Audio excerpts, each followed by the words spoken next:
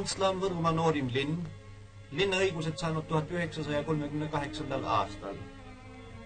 Elanikke linnas üle 1000. Tekkinud omal ajal teeristmel asunud kõrtsi ja laadakoha ümber.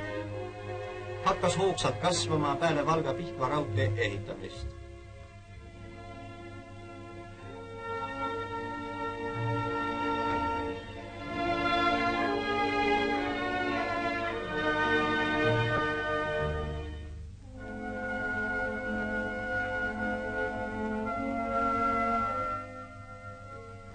Antsla peatelje moodustab Võru-Sangaste maantee, mille ümber on kujunenud Antsla keskus.